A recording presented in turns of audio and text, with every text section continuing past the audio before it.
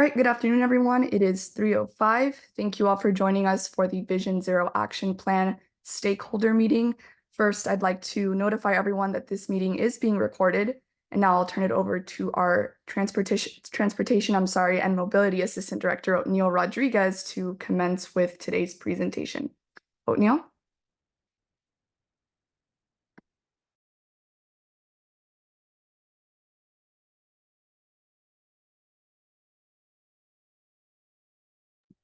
Othniel, I believe you are muted there.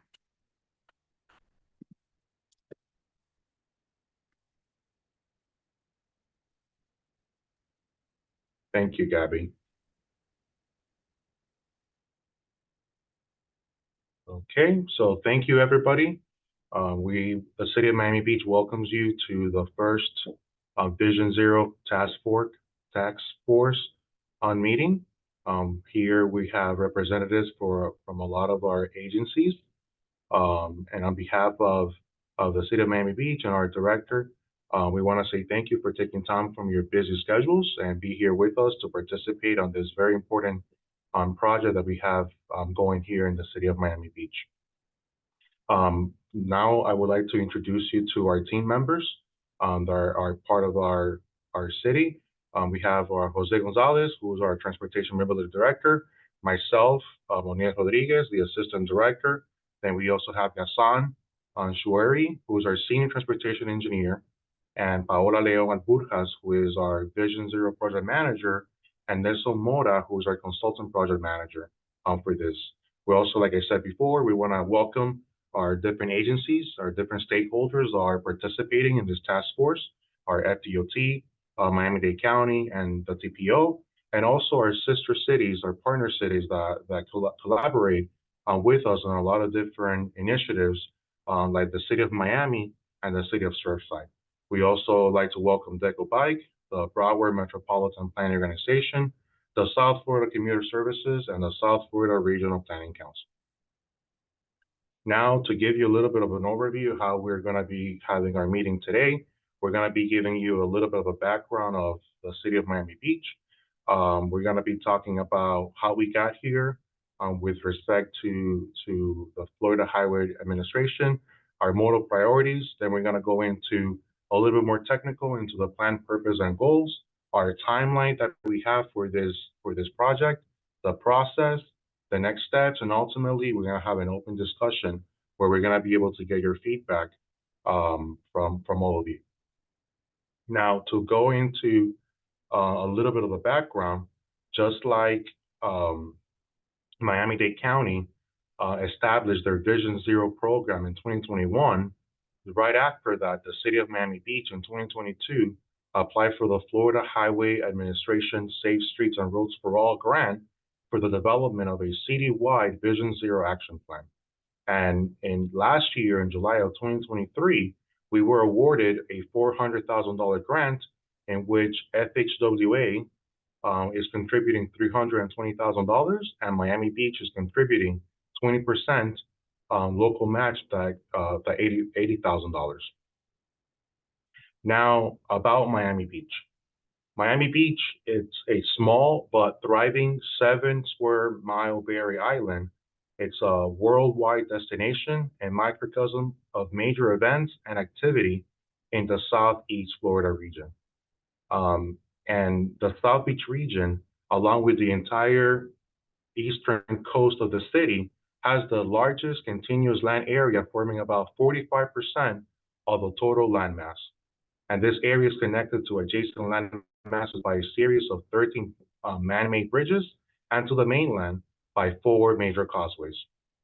We have a very unique topography that with that presents many challenges when providing continuous connectivity for its roadway network and the different modes of transportation that we have. Our total population is 80,671, but we have an average daily population of over 200,000. And last year, we had 225,000 total average annual daily traffic. And this is the number of trips that we got into the city through our 4 major causeways that connect Miami Beach to the mainland. Now, a little bit about our Miami Beach modal priorities. Since a lot of our residents and people that visit the city commute and walk, bike, or use a transit as their primary means of transportation, the city in about 2015 adopted a multimodal plan, a mobility priority plan for the city. This plan prioritizes pedestrians first, then transit, bicyclists, and freight at second, and lastly, it prioritizes the personal vehicles. Similarly, right after that, the City of Miami Transportation Master Plan, which was built around these priorities. And since the adoption of the Transportation Master Plan, the city has prioritized transportation and mobility, particularly for pedestrians and bicyclists. And that is why in the last 8 years, the city has been able to build 31 miles of bike lanes and 10 miles of shared use path, including our 7 miles of continuous beach walk. And we're not done yet. There's a lot more bicycle miles and a lot more projects that are going to prioritize pedestrians and bicyclists that we have upcoming in the next 5 years. And many of those projects are in collaboration with transportation, with FDOT, and also with Miami-Dade County. Now with that, I would like to turn it over to Nelson Mora so he can start talking about our plan, purpose, and goals.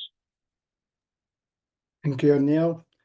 So a little bit about our why are we doing this, right? Why Vision Zero? As many of you are familiar, Vision Zero is a strategy to eradicate all fatal and seriously injured crashes. Something that started back in Sweden in the late 90s, but it's taken over the globe.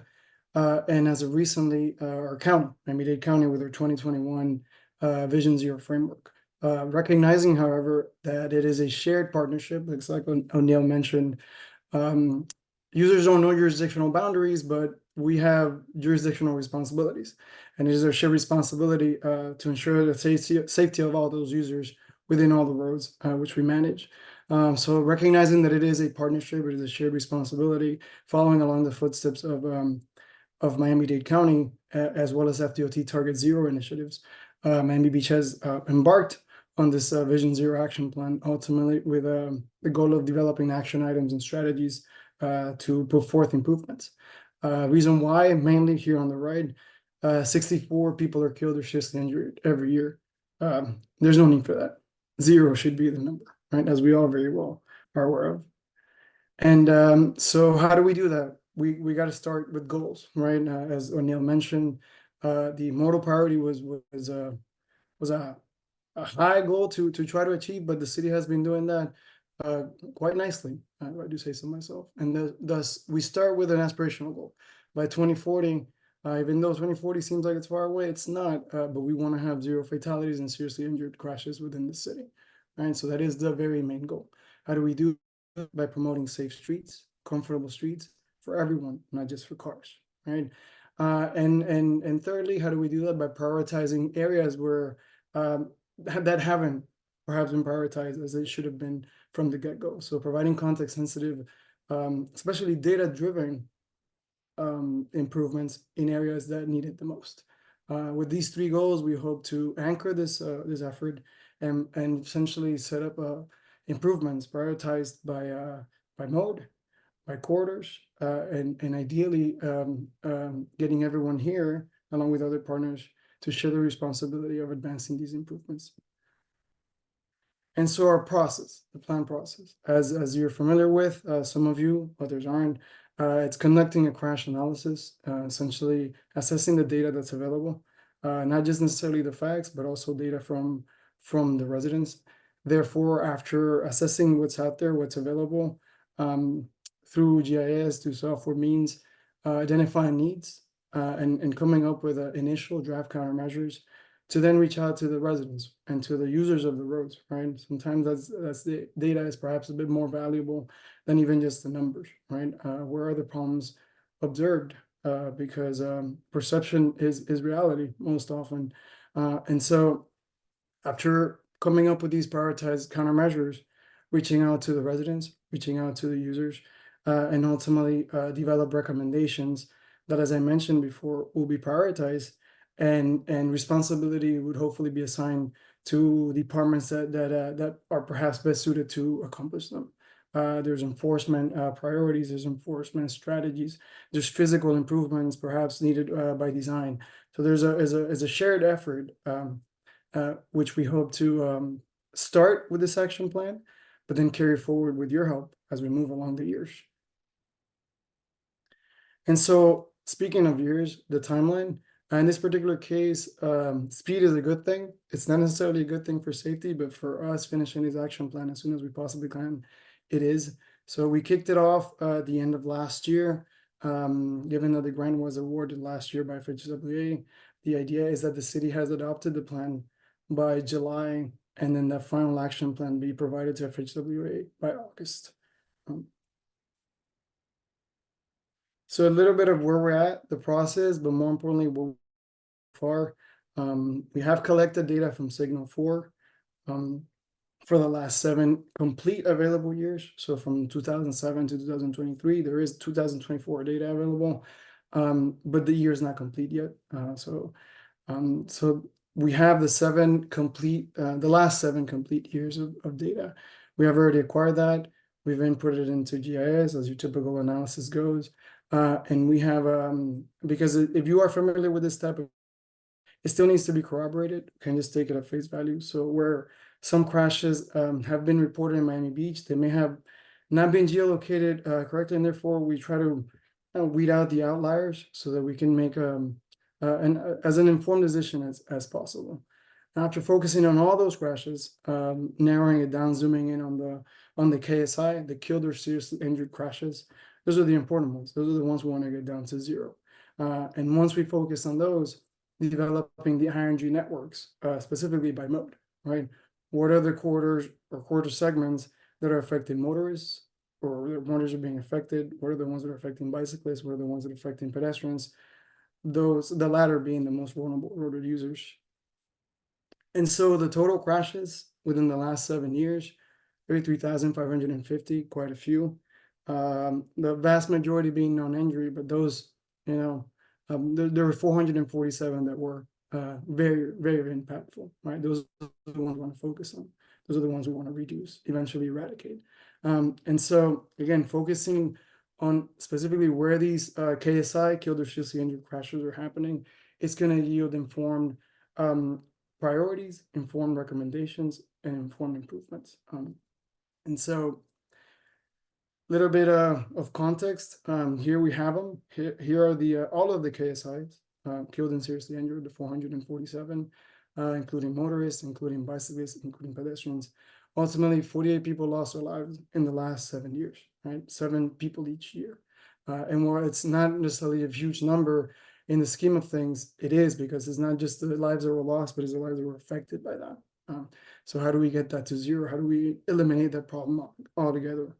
And so a little bit more data on that. 1 in 10 is approximately resulting in fatality. Again, these are just numbers, but they mean way more than that. A little bit of the yearly data where we come up with the average, exactly as they're located on the map. We can see that, as I mentioned before, city, especially in the city of Miami Beach, it is a shared responsibility in the sense that the majority of the corridors that are mostly used are maintained by FDOT, maintained by the county, and therefore you see here on the map the main arterials where the most amount of trips happen is where the most amount of crashes happen, KSI specifically. And so looking at all the KSIs, focusing now on the vulnerable users, the pedestrians, this is where the pedestrian crashes happen, or where crashes involving pedestrians happen. There were a total of 434. Again, from that 33,550. Out of those, 86 were KSI crashes, and out of those, 14 people lost their lives. Again, making pedestrians the most vulnerable users, as we all very well know.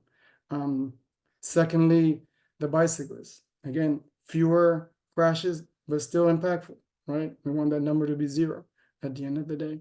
This is where they happen, again, in arterials, as expected. It's no surprise, but it's good to pinpoint where they are so we can then zoom in and start making informed decisions and informed modifications And so where do we go from here? I mentioned before that the next step would be to develop the high injury network. If you're familiar with the action plans, that is the ultimate goal. And that high injury network, those high injury networks will inform the recommendations. We yield recommendations. We want to do them per mode, by mode, to again define the type of improvements and the type of actions and strategies. After we do that, we develop the actions, strategies, drafts in draft format, because as good a data as the numbers are, even sometimes better data is the user data, right? So we want to go out to the public, the residents, the road users, with some informed, and whether it's in draft format, countermeasures, strategies.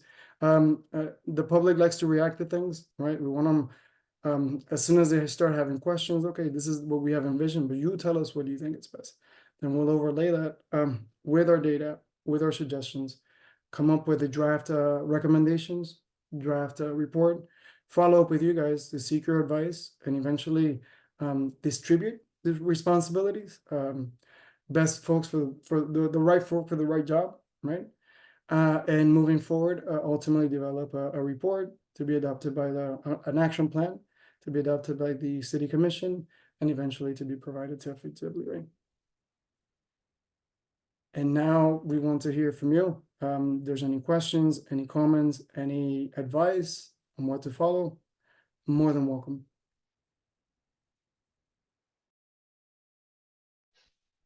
Hi there. This is Leslie Rosenfeld. I'm with the city of Miami Beach. I appreciate the information. I'm sure that some of the things I'm going to ask probably exist within the weeds, but it would be very important specifically for I think the population that I work with within the city to know some numbers. For instance, and again, I'm sure that the data exists, but I would be very curious to know, of the 447 that were killed or seriously injured, what's the breakdown by age, what time of day, what day of the week? To me, that information, at least for the population that I would be sharing information with, or that would be very relevant. Of the 48 killed, I think over the last 7 years, something like that. I forgot. Well, I was 447, but again, to me, the breakdown of the age. Are we talking about children under the age of 18? Are we talking about young adults between the age of 18 and say 24? Who is this happening to? I'd also want to know of these accidents, what percentage of them are local Miami Beach residents? How many of them are visitors? How many of them are visitors from neighboring municipalities? I didn't see some of the people that are not on the call, and again, I'm sure there's reasons for it, but to me, it would seem that, and I haven't seen the data, some of the partners that could be missing from this conversation could be a few more of our neighboring municipalities, like North Bay Village, Bay Harbor, Bal Harbor, Surfside, Sunny Isles, Aventura. Those if those residents of those communities are represented in the numbers of the 447 killed or seriously injured. And then, of course, for me, if we see a disproportionate number of children who are in these numbers, then Miami-Dade County Public Schools is missing from this conversation as well. This is fantastic. Thank you. Luckily, the meeting's being recorded. So no, we do have the data, and you're right. I mean, for the sake of this conversation, it might be getting into the weeds, as you mentioned, but it is excellent information and excellent points to have, especially when we present to the community, right? So yeah, we will definitely, moving forward, break it down and present it in such a way, because if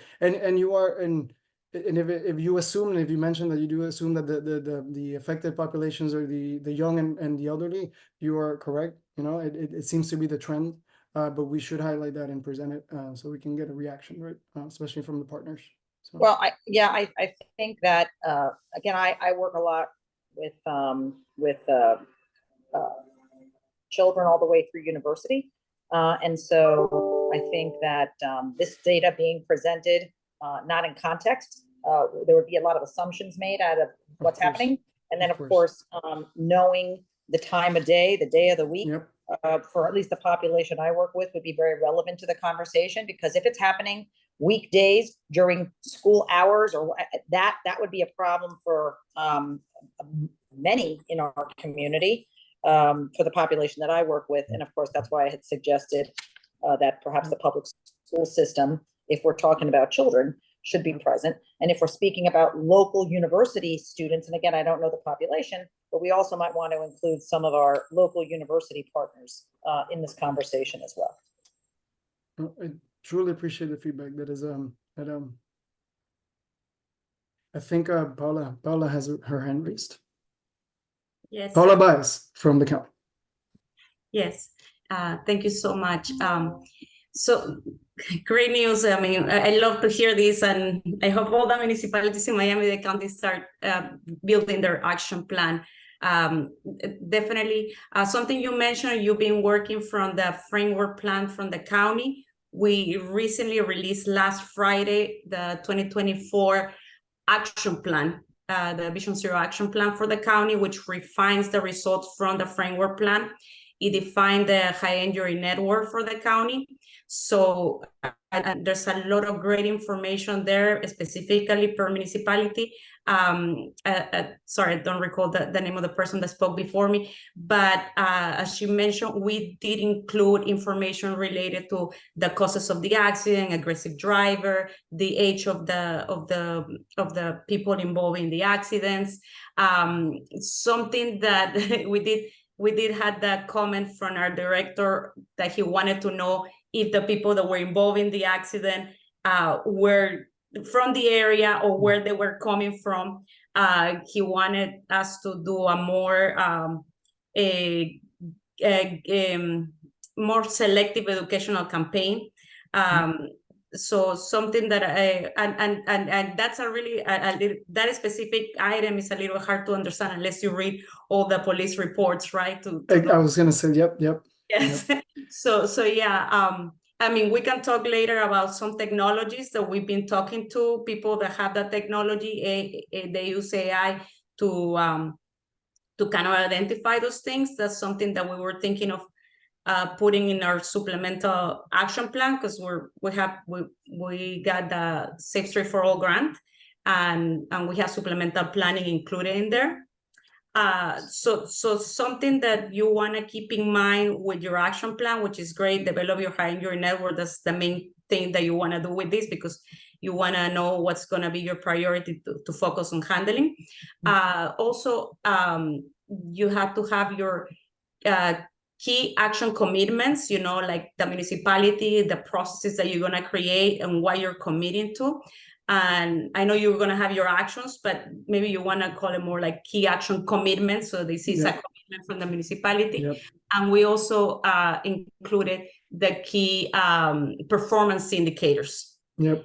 Okay. And what we did, and we can discuss it further, is we organize it based on the safe system approach, which should prepare you guys better to go for implementation grants for the SS4O, because it's their safe system approach that they follow. So we kind of say, enhance city processes and collaboration, build safe streets for everyone, create safe speeds, and promote a culture of safety, improve data to be transparent. So that's kind of based on the safe system approach.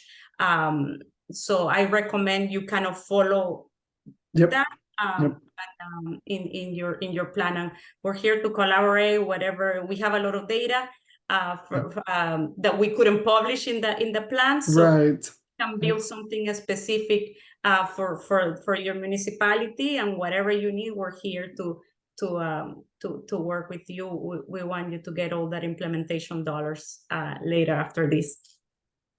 Thank you. Yeah, you mentioned excellent points too. I mean, the safe systems approach is probably the way to go, especially when applying for future funding, right? And so yeah, we definitely have that in the plan. Again, not all of it could be presented here, as you very well know. So for the sake of the conversation, it's like, but this is something that should be presented and should be discussed, because as Dr. Leslie mentioned, there will be questions, right? So might as well just put it out there. So thank you for the feedback, Paula. Is there anybody else? I cannot see all the participants. So let me know if anybody else has a question, comment.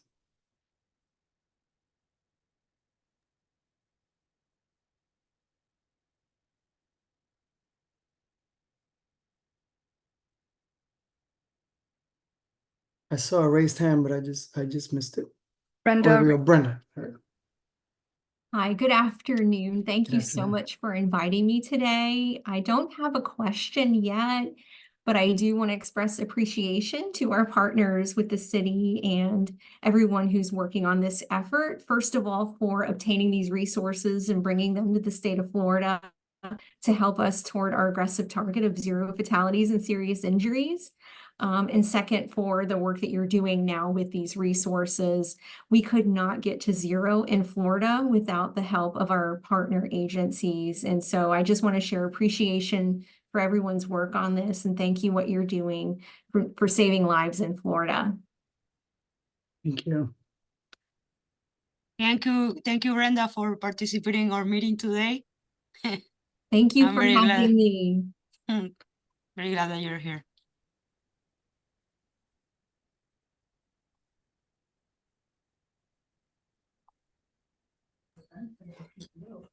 I had a quick question. Yeah, of course.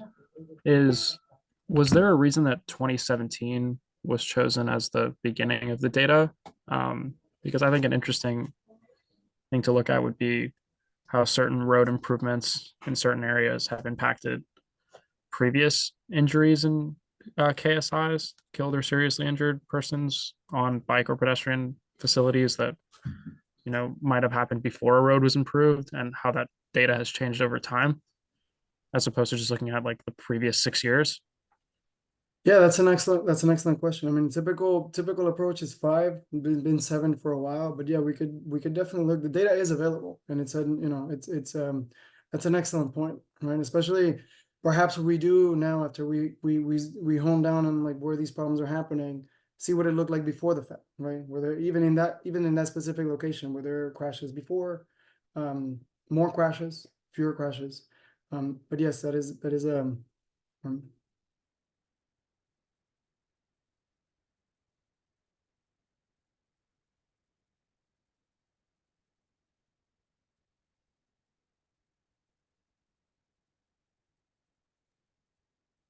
I'm not seeing any other hand raised on my side as well. okay.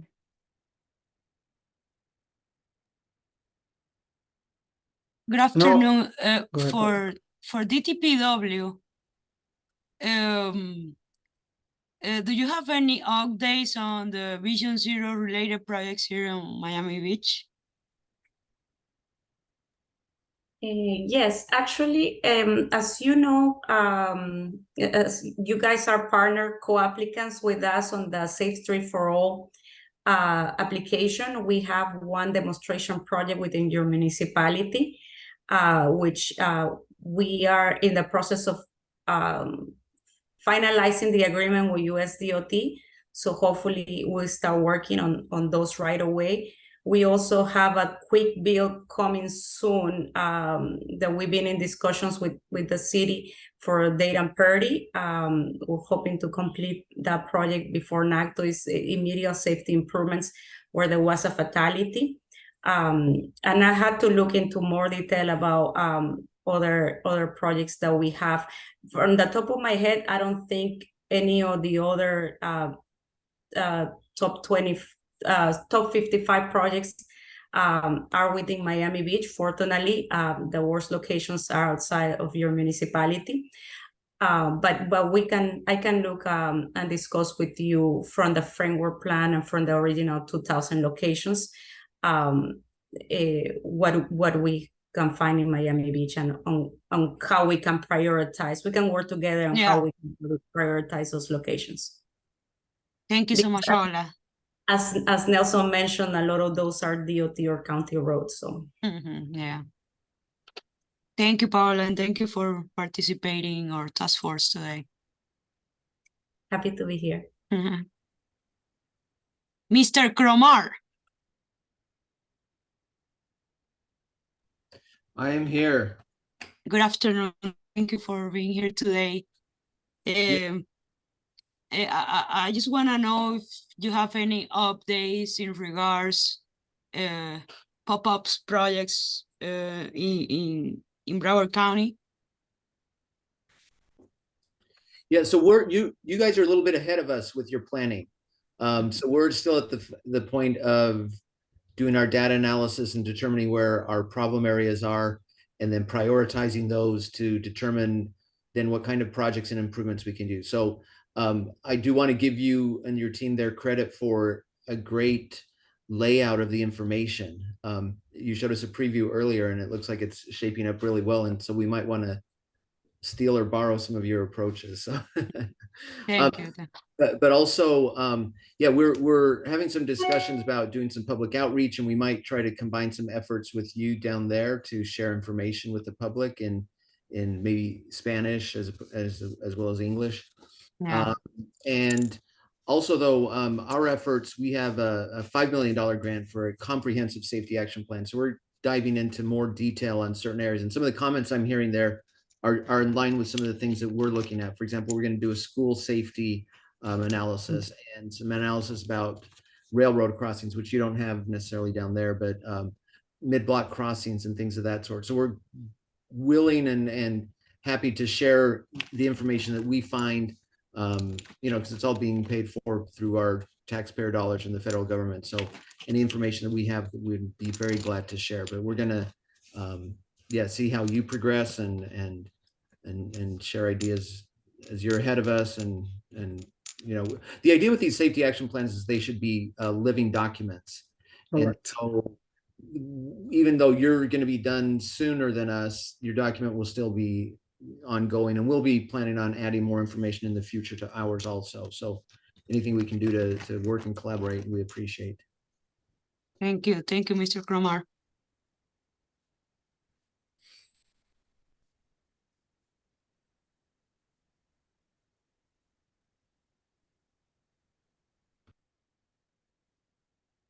Any other hand raised questions, comments? Don't see. No hand raised. Brenda.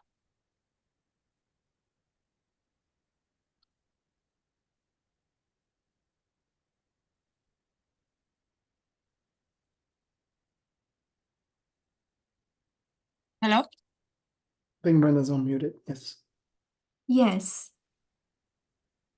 Brenda, I would like to ask you, since you are the statewide safety engineer, are there any projects that are coming from central office to Miami-Dade County District 6 related to Target Zero? Yes, absolutely. We have our District 6 safety office works on infrastructure improvements using our Highway Safety Improvement Program funding. I can reach out to them and see specifically what's in the upcoming 5-year work program related to your action plan. So we can track that. And speaking to the question that was asked earlier, we can also look in the recent history for the project investments that have been made in your jurisdiction, and we can help to share the effectiveness of those improvements.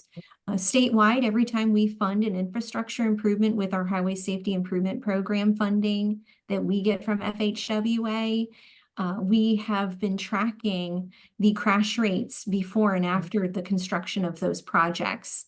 And so what we can do is pull that information for anything that may have been funded in the past, and also let you know if there's anything in the pipeline moving forward. We also, speaking of the safe system approach, we have paid media for safety messaging that probably covers your area from time to time throughout the year, depending on the safety campaigns on our annual safety calendar. We can share that with you as well. And then we have earned media that sometimes results from some of those campaigns with news media coverage. And then there's a lot of community outreach activities that's conducted by our District 6 Safety Office and their team. I know they work with you all as well when they're doing community outreach. So there's a lot that we do for safe roads, safe road users, and all of that fits together with the work that you're doing. And it's really great to see it come together. That would be nice if you can share that information with you, so we can create our own public outreach campaigns. Yes. for Vision Zero, because that's the next step, you know? Yes, Yeah. I can share with you where we have saved the PSAs, the videos. They're like 30-second videos addressing speeding, distraction, and aggressive driving. We also have audio PSAs if you want to use those. And if you need them in any other format, you can let us know and we can get that to you. Perfect. Perfect. Awesome. Thank you so much. Okay. Thank you. Hi. Hi, good afternoon. I'd like to this is Miss Ladies All right. Leon with FDT. I'd like to add we can provide you with information regarding projects that we have planned within Yep. City of Miami Beach. And Yep. we also will be sharing information on current campaigns. One of the current efforts we're currently working on is we're trying to develop a campaign for high schools to educate kids on how to use scooters. You know, there are a lot of scooters now in town, and we're trying to, although there's really not a policy in place for the use of those yet, we're trying to come up with safety messages on safe behaviors, like to stop at intersections, to push the buttons before crossing intersections, to wear helmets, things like that. So we'll be sharing that information with you as well. So that's something new we're working on at the district level. Thank you, Miss Lady. That will be grateful, because we are also planning some pop-up activities, you know, that doesn't involve anything physical. So that would be great if you can share ideas with us, you know, and how to put this together. We'll do. Thank you. This is Leslie again. I love those campaigns. I just want to make sure that we meet the kids where they're actually going to engage us, and we'd have to, because we had done some other types of informational campaigns to them, and the students themselves told us, you got to meet us in social media, not your social media, our social media. We text messaging. If we can do, I don't know, I'm not techie, but I'm sure someone on the call is. I guess it's like geofencing, so that the text messages or the information is targeted to the population. In our case, we have one public high school of 2,200 kids, and the timing of the text message, like it happening as they're departing from school, as they're on their way to school, like during so it hits them, so it's on their minds, because we have their attention for like half a second. The way we're currently But their social coordinating, media, not our social media. Yeah. TikTok. We're gonna start making Yes. TikTok videos. For today, it could be another one tomorrow. Very true. Very true. we're trying to take advantage. We're partners with Miami-Dade County School Board, and they have safety days at each of the high schools. So we're currently doing presentations at high schools, but we want to expand that to include scooters, bicycles, you know, all the different modes. But we'll definitely include social media to our plan. That's a big item. I was also going to say that the city of Miami Beach has a youth commission. That youth commission is made up of 7 high school students. They meet each month. They may or may not attend the public school, but they're all teenagers. That would be a great audience for your team to discuss, you know, ideas for outreach, because we're specifically targeting Miami Beach youth, and we have some unique issues in our community that perhaps other students in other communities don't have, because of our density, because, you know, we're a resort town, you know, a lot of distracted drivers, a lot of people on our roads that are not, you know, they're visiting our community. So we have unique issues that may not be applicable in other different types of communities across Dade County. So they'd be a great audience and can provide you with a lot of input. They're quite. Oh, thank you. This is great input. We'll reach out to them. Thank you, Dr. Rosenfeld. Maybe I'll contact you on a separate note, and you can share those ideas with us. We'll do. Yes, yes. We can set up a separate meeting and then go over in detail on the things we're working on. We have, like Brenda mentioned, our district campaigns, and we have central office campaigns that we support. And the district campaigns are mainly based on what we see in our statistics. Like one of the main campaigns we have is the Alert Today, Alive Tomorrow. Yep. As you know, our pedestrian and bicycle crashes keep increasing. And one of the things we're seeing in our data, or one of the behaviors we're seeing in the data, is that when vehicles are making left turn on permissive, they do not yield to pedestrian. So we developed a campaign specifically targeting basically drivers, to educate drivers that they need to yield to pedestrians when they're making a left turn on permissive. And similarly, they need to do the same when they're making a right turn. If there's a pedestrian on the crosswalk, they need to yield. So we've been working on that as well. So we can share with you our plan of campaigns for the fiscal year, and then anything new we're working on, such as the high school. And the same with the DPW, please include us in those meetings, because we usually collaborate. Actually, DOT District 6 and the DPW have the same public involvement team. So we're always sharing the information, and we do have some, we're constantly posting things in social media. We're gonna be in this library, in this location, in this place, because we try to do like 3 or 4 events a week. We also have a survey where we collect information. We actually go through the survey and go through Social Pinpoint, which is like a map that we have in our website that people can go and drop their comments about specific locations, put pictures. So we look at all those recommendations, because there's a lot of things that they may be near misses, but only the people that live around there know exactly what's going on and what's needed. And they have recommendations on countermeasures. So when we develop our countermeasures, we actually see what's going on in that area. What does the surveys tell us, and what Social Pinpoint may tell us to. So please include us, because we can all collaborate and do a really good plan. We'll do. Thank you, I- guys. I- I think I Jesus just wanted to- Fuentes. Go ahead, Doctor. Go ahead. I'm sorry, because I'm just thinking as we're chatting. One of the, and again, I don't know the percentages, because we're not in the weeds of, the drivers involved with these different accidents that lead to fatalities. But if we're speaking specifically of younger drivers who tend, unfortunately, to be they're less experienced drivers.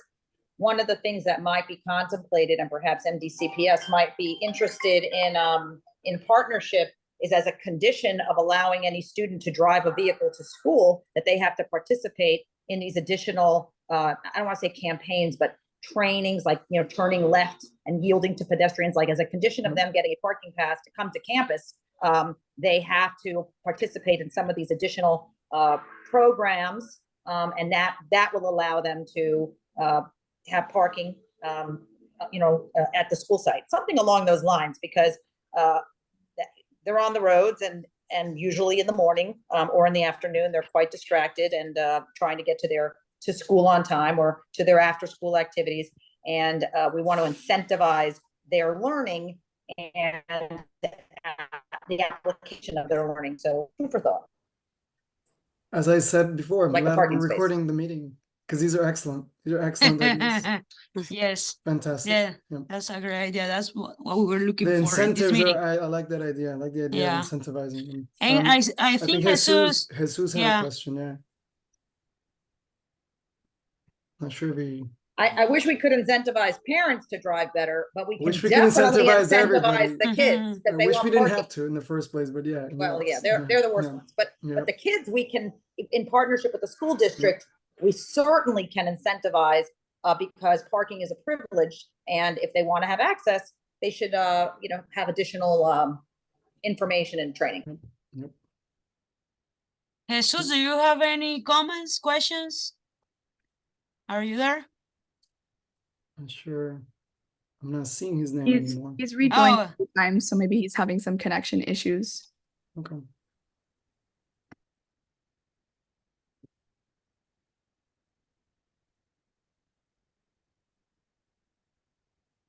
I see him on Jesus? You have a question? Finally.